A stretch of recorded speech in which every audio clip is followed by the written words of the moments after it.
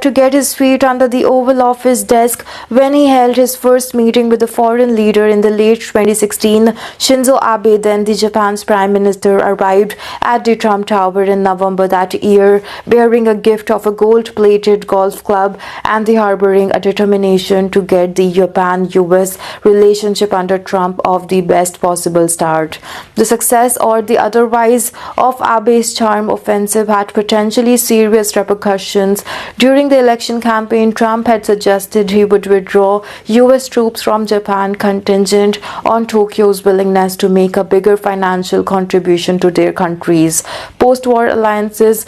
The gambit worked. Donald Trump's five-nation visit to Asia in late 2017. He and Abe, who was assassinated in 2022, bonded over a rebound or a round of golf, a sport for which the Chinese leader had apparently developed a sudden passion, and gourmet hamburgers.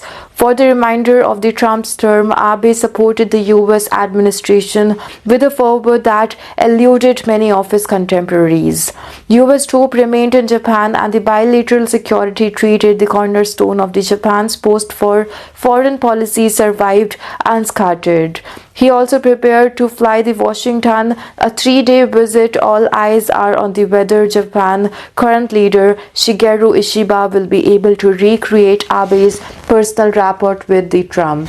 Although golf diplomacy is unlikely to play a part for the cigarette-smoking plastic modeling enthusiast when they sign a joint statement in Washington after their talks on Friday, Japan will be looking for familiar guarantees for Trump and that the US will defend Japan, including a conflict with China over the disputed Senkaku Islands, a commitment to stability in the Taiwan Strait, and continued backing for the region's opposition to North Korea's nuclear and ballistic missile programs. And while the Trump's threat to impose tariffs have been a far targeted Mexico, Canada, and China, Ishiba will be aware that Japan, which has a $56 billion trade surplus with the United States, could also be sucked into a trade war.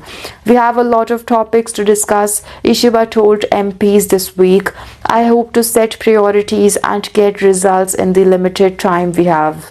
In return of the offering of the security guarantees, Trump will expect reciprocal actions from Ishiba, a low-energy, cautious politician accustomed to horse trading and the leader of the world's biggest economy. But he will not go to Washington empty-handed. Like his recent predecessors, Ishiba wants to raise defense spending at 2% of GDP by 2027, a commitment that will almost certainly mean buying US manufactured military hardware. He will remind me that Trump said Japan has led foreign direct investment in the United States for the past 5 years and highlight Japanese companies' record in creating jobs for Americans. He might also outline plans for new Japanese investment, including a $44 billion of gas pipeline in Alaska.